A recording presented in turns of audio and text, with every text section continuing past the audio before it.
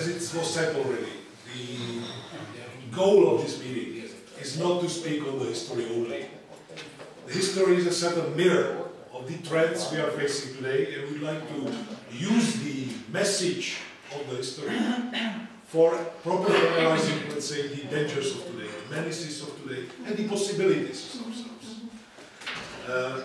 A part of this very topic, and we discussed it yesterday with Heracles and the other comrades, it would be good to use the opportunity of meeting here in Prague for informing all inclusive of Czech colleagues on the present activities of the World Peace Council and on the potential, say, new elements, new chances how to make the job and the work more efficient. And there is a plan to close the meeting in the later afternoon by some sort of a declaration summing up the key elements of our debate. And obviously such text should be a bit prepared before we have something like this. So you can expect that at the end, I mean, we will come to you, I mean, with a draft of a quite comprehensive declaration, highlighting the key points which will be, let's say, on our agenda. In terms of my role here, it's even extended from moderator, Tamada as the Russians call it, and Georgians, and say the interpreter. I should step into another role because the professor of Master of Ceremonies, moderator, translator, and now scholar. Scholar, yes, now I'm a scholar, please. I'm redressing myself, not a scholar. Yeah, I'm a former university teacher, it's true, and I'm the author of 2 books on the very topic. One was issued in 1985, called World War II, Taboos and Falsifications. And 20 years later, in 2005, I issued a book. The first one was in 5 languages, let's say, for the outside world. And in 2005, under the attacks which are, let's say, on the very core of the origins and the contents and the political results of the Second World War, I wrote a book called History Written by Courage and Rewritten by Cowards, as a certain poetry, let's say.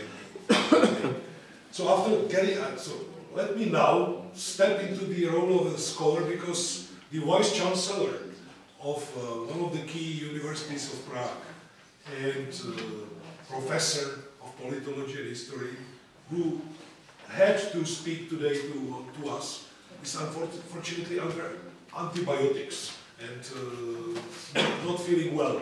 So there is no other way than I will step into his position. I would like to do it in a, let's say, bullet points style, not to speak here in a long explanation, and to focus upon certain key points which are representing a dangerous parallel of the situation 75 years ago and today.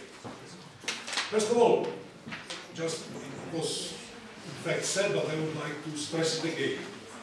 Czechoslovakia of the 30s was a typical liberal democracy, with all the items which are so dear for liberals and liberal hypocrisy. On one hand, it was neglecting social rights and, let's say, the interests of most of the working people, and it was quite tough to the radical left.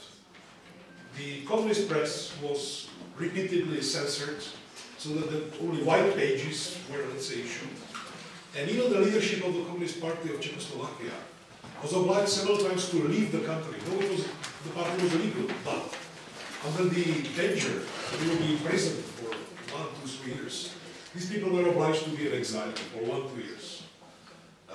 Still, and one more element, in Czechoslovakia, never ever we had even any analogy of, say, the government of the Popular Front in France, or anything similar to the Spanish Republicans, let's say, government. In our country, it ended with social democracy and to the right front. Yeah? I'm stressing it because of the reasons which I will come to. Regardless of absolute orientation of the Czechoslovakia to the Western allies, and regardless of completely, let's say, respecting all these liberal hypocrisy, let's say, norms.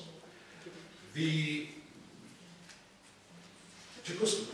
attack of Nazis and the politics of appeasement was based on certain dirty tricks which are very close to what we see today.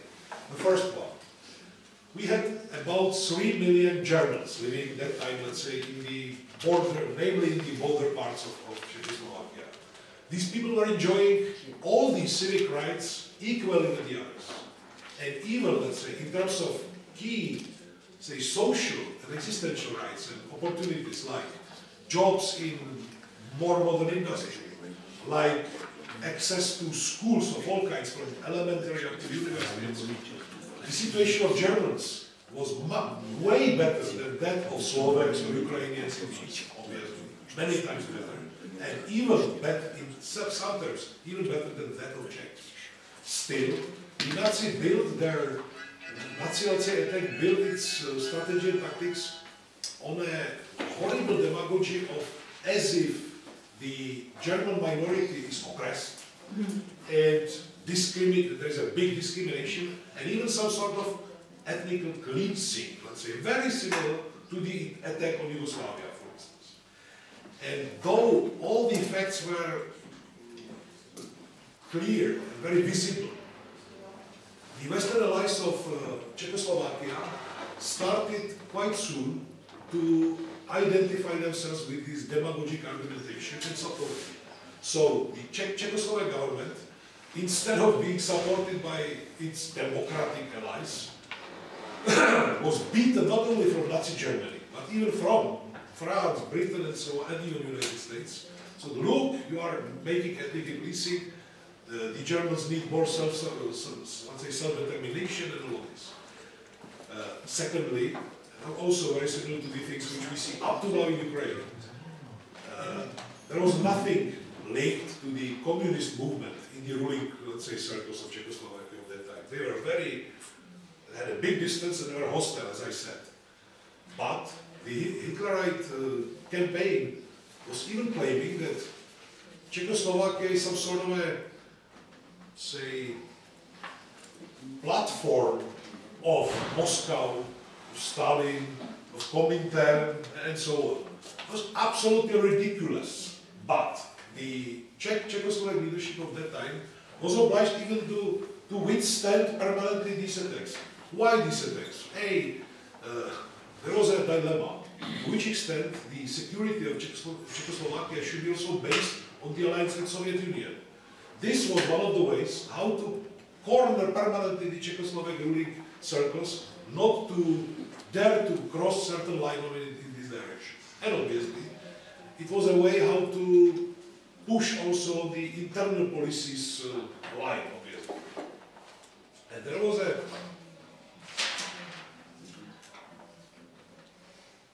was the third, let's say, element, the politics of appeasement. Yesterday we discussed it also with Iraklis and the others. Appeasement is not a definition. Appeasement is an alibi. Appeasement, the real goal of policies of appeasement was not to appease somebody. It was to cover up the genuine goals, let's say, of these democratic powers like France, Germany, and Britain and the US. So that the aggression moves only to the east, and the fascism is making the dirty job of what the others, let's say, don't want to do. And I think to analyze the real goals and real policies of London, Paris, and Washington at that time is a task which is still not completed from ourselves. And I think it's one of the key priorities which we should now follow. And I will come then why, in the logic of propaganda distorting the truth about the Second World War.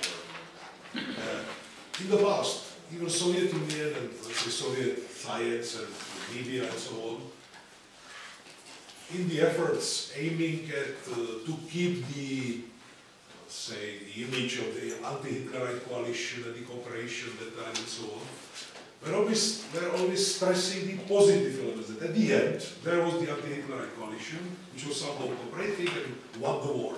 And not so much stressing the initial goals and the policies which are permanently going beyond the visible, let's say, speeches of Roosevelt, Churchill, and the others. And I think it's the time to come to it much more now. Moreover, I mean, in Russian science, and not only Russian science, there is much more and deeper argumentation, let's say, on these issues. And I think for ourselves now, it's a very important, let's say.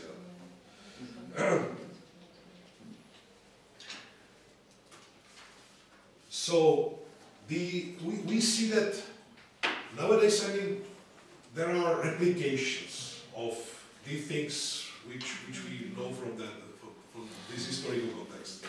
And there are certain constant and certain variable elements.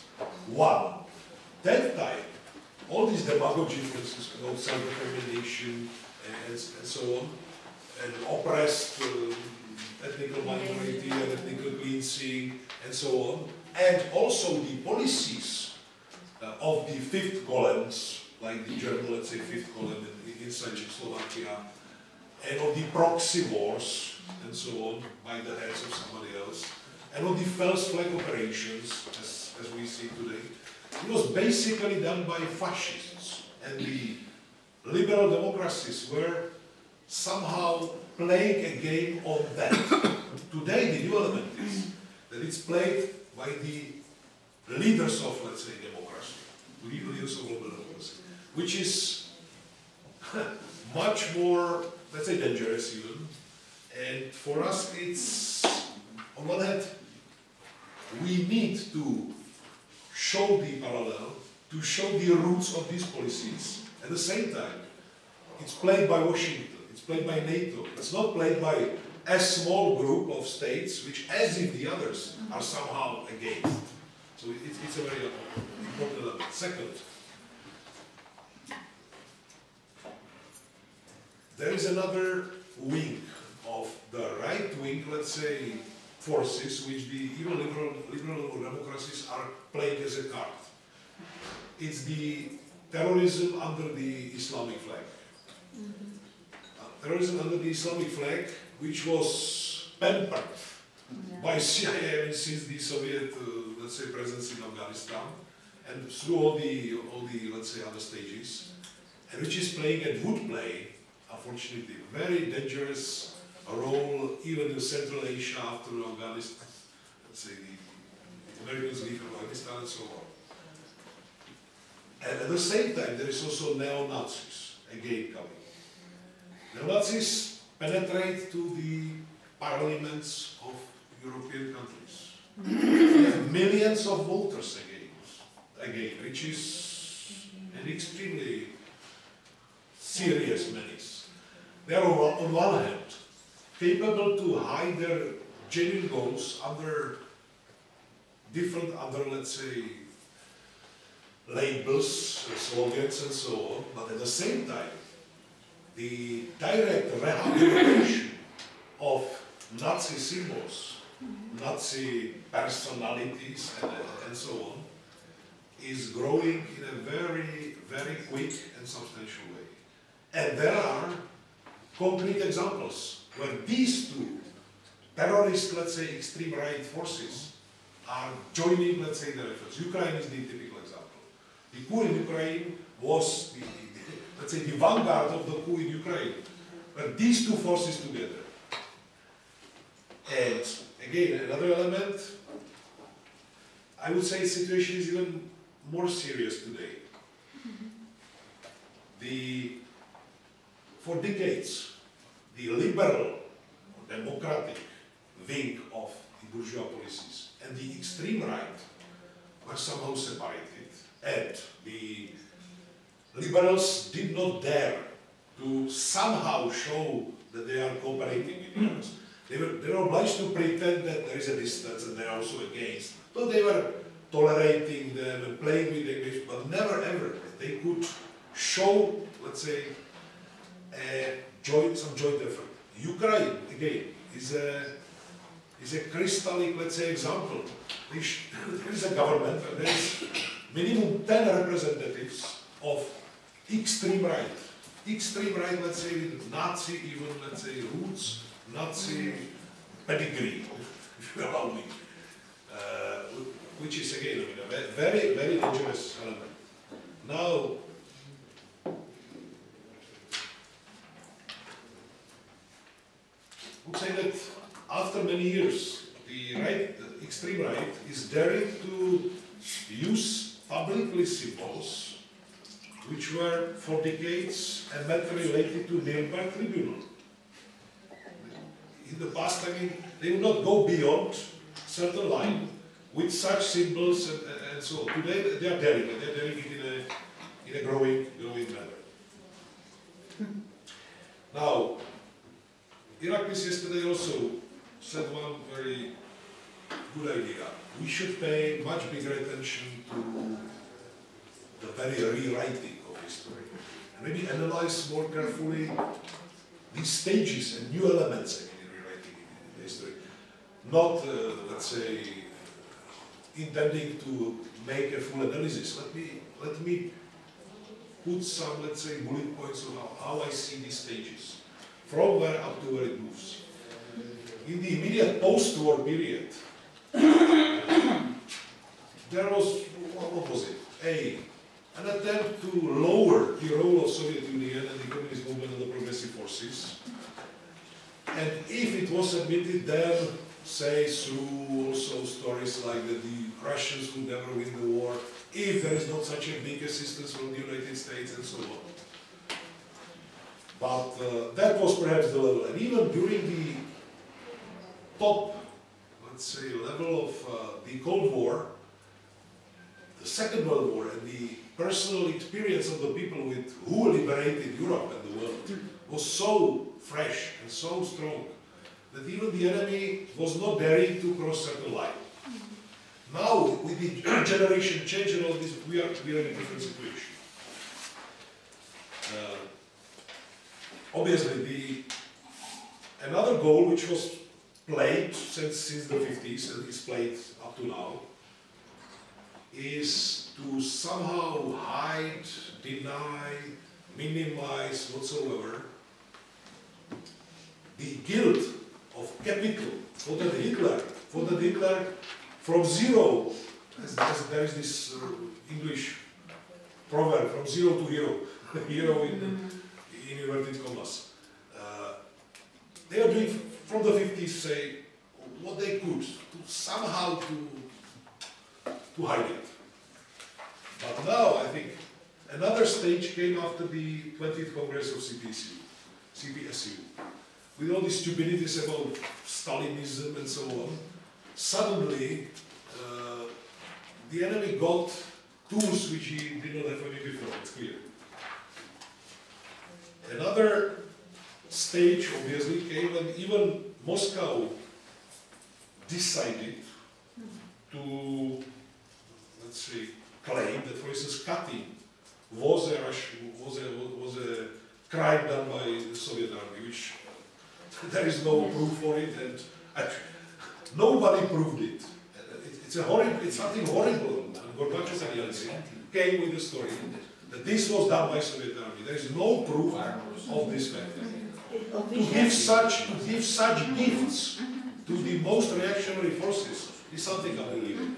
Absolutely unbelievable. In Russia there is many books with dozens of arguments which show that it could not have happened, I mean, the way they claim.